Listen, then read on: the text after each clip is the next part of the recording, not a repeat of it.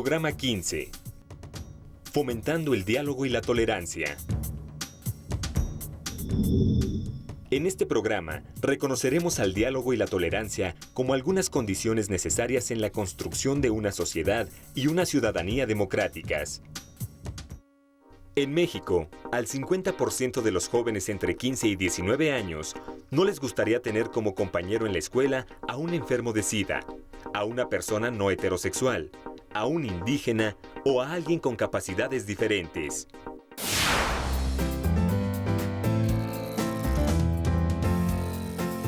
Hola, bienvenidos a este espacio de diálogo y reflexión.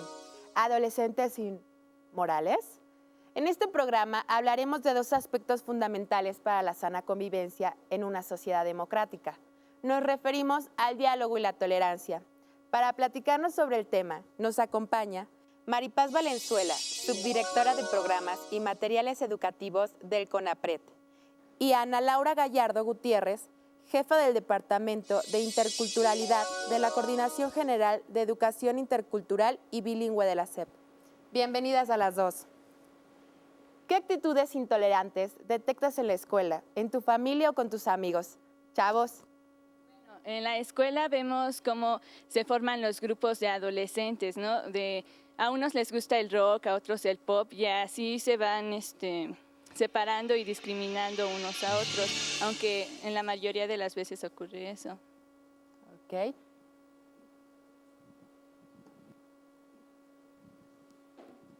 Bueno, yo lo veo en las etiquetas que te ponen los compañeros. Por ejemplo, si eres muy inteligente y te interesan tus cosas, te dicen que eres matado o algo así. Y pues la verdad eso no se me hace justo porque solo estás haciendo lo que tienes que hacer y no ninguna otra cosa, ni mala ni buena. Solo estás haciendo lo que tienes que hacer.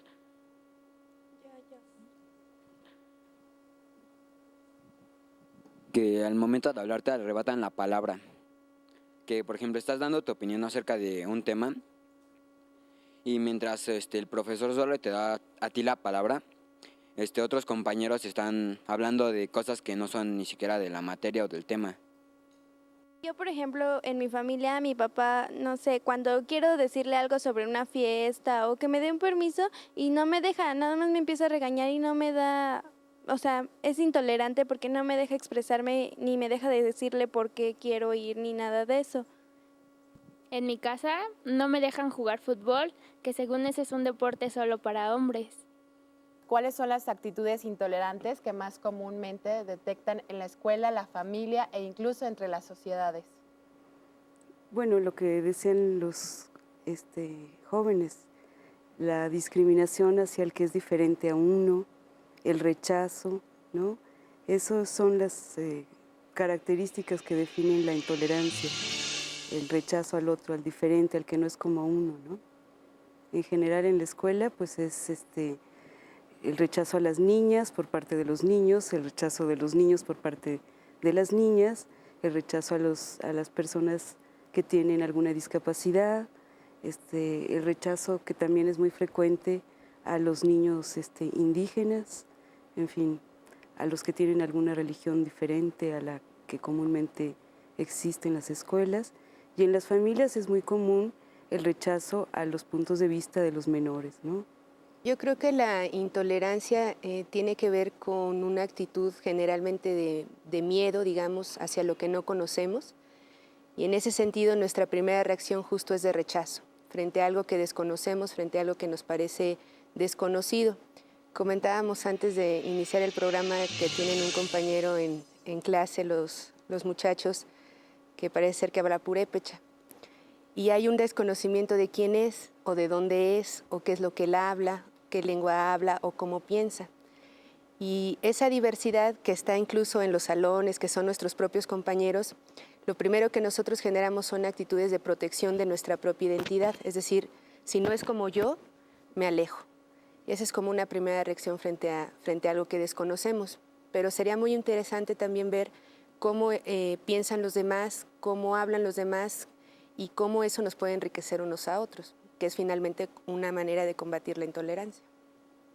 Chavos, para ustedes, ¿cuáles son las consecuencias de la falta de diálogo y tolerancia? No aceptes la opinión de alguien porque crees que es diferente a ti o porque no has hablado bien o no has dialogado, no sabes su mentalidad, no sabes si es igual a la tuya o puede ser diferente. Bueno, esto también lo vemos con los adultos y la gente que tiene poder, porque cuando no dialogan llegan a conflictos muchísimo mayores y se llegan a provocar guerras, y aquí la falta de diálogo provoca problemas terribles como muerte de gente inocente. Por la falta de diálogo también se pueden generar problemas, como si tú no estás de acuerdo con otra persona, te empiezas a pelear y no terminan en un acuerdo en común. ¿Cuáles son las consecuencias de esa falta de diálogo y tolerancia? Ana Laura, por favor. Pues como ya lo comentaban los muchachos, va desde un rechazo hasta niveles de violencia como lo pueden ser las guerras. La falta de diálogo genera, digamos, siempre la posibilidad de malinterpretaciones, la posibilidad de no acuerdos, y eso obviamente llega a estos extremos como lo pueden ser la guerra o el etnocidio, como ha sido el caso de México durante muchos años, es decir, la exterminación del otro. La intolerancia puede llevarnos a no admitir ni siquiera la existencia de una diferencia, como ya lo decían también los chavos. Hay ciertas ideas o ciertas mentalidades que no necesariamente van a concordar con la nuestra, y pareciera que eso no lo podemos admitir si nosotros tenemos como esta imposibilidad de pensar desde los zapatos de los demás o ponernos en el lugar de los demás, y eso nos puede llevar, como ya lo dijeron ellos, hasta la violencia, a provocar, digamos, guerras, etnocidios, etcétera. Las consecuencias de la intolerancia, pues es la exclusión del otro, ¿no? Es la imposición de un punto de vista único, ¿no? Ese es el que vale y ese es el que se impone a todos los demás, ¿no? Y eso impide, por supuesto, el ponerse de acuerdo, el dialogar. Y lo interesante de la posibilidad que abre la tolerancia y el diálogo es la construcción de acuerdos. Por eso se dice que es un mecanismo de la convivencia, la tolerancia y el diálogo, ¿no? Con eso se pueden construir acuerdos, porque estamos en una sociedad muy compleja y muy diferenciada, y no hay manera de ponernos de acuerdo más que dialogando, construyendo acuerdos racionalmente, ¿no? Esa es la posibilidad que tenemos. Muy bien. Chavos, ¿qué hacen cuando alguno de sus compañeros tiene actitudes intolerantes?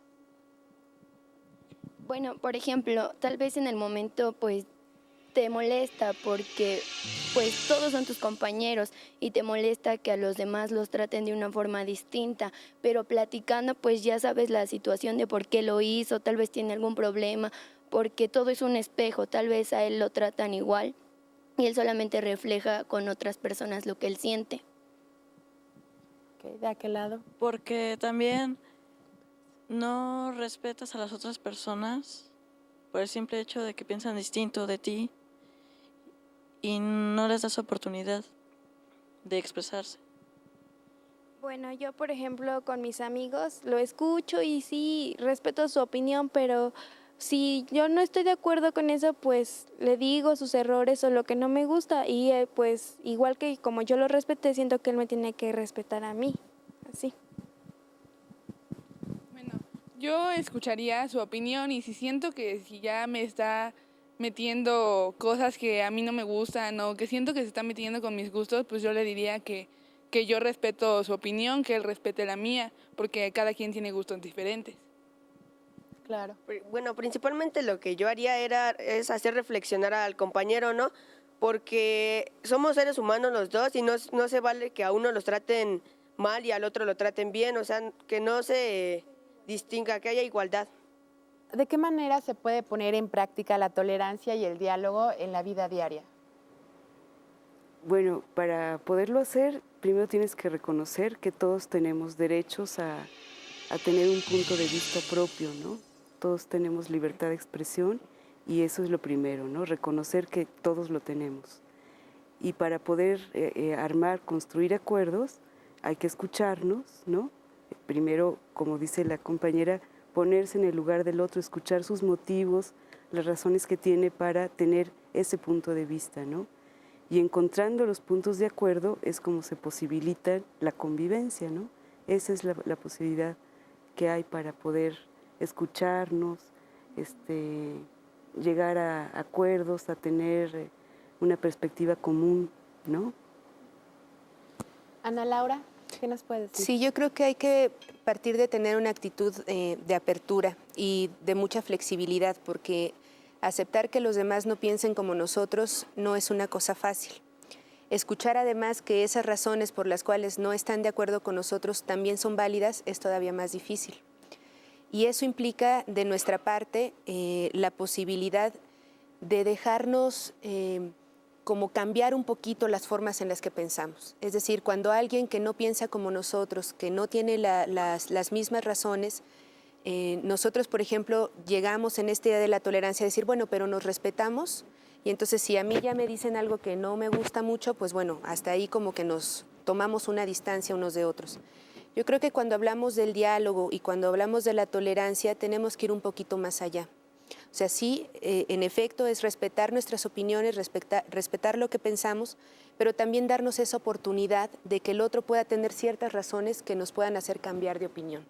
Yo creo que esa es como la clave más fuerte cuando uno habla del diálogo. Puede ser que nos escuchemos, puede ser que entendamos las razones de los otros, pero ¿qué tanto estamos dispuestos a cambiar las nuestras? Cuando nos movemos de nuestras posiciones, cuando empezamos a reinterpretar nuestras propias opiniones, nuestros propios pensamientos, es que empezamos también a actuar distinto.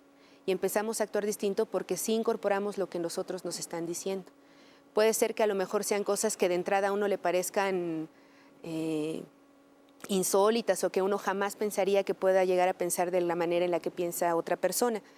Pero cuando nosotros comenzamos realmente a dialogar, es decir, cuando vamos como un pasito más allá de esta idea de la tolerancia en donde solamente respetamos y cada quien en su lugar, sino cuando realmente empezamos a intercambiar esas opiniones y esas ideas y nos impactan realmente, nos hacen pensar de manera distinta, ahí es donde empieza el diálogo, ¿no? Ahí es donde empieza la posibilidad de construir ideas distintas, y así es además como ha avanzado la humanidad, o sea, justo a partir de cómo distintas maneras de pensar, bueno, no dice el dicho que dos cabezas piensan más que una, pues no es por nada, porque justamente pueden construir ideas distintas que no solamente nos dejan a cada quien con nuestras ideas, sino en la manera de producir nuevas que nos ayuden a ser mejores, ¿no?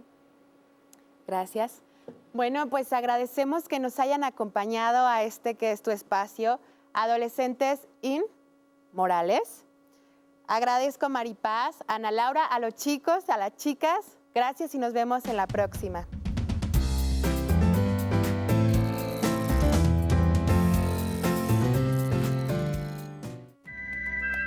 Cuando conozco a alguien, no me importa si es blanco, negro, judío o musulmán.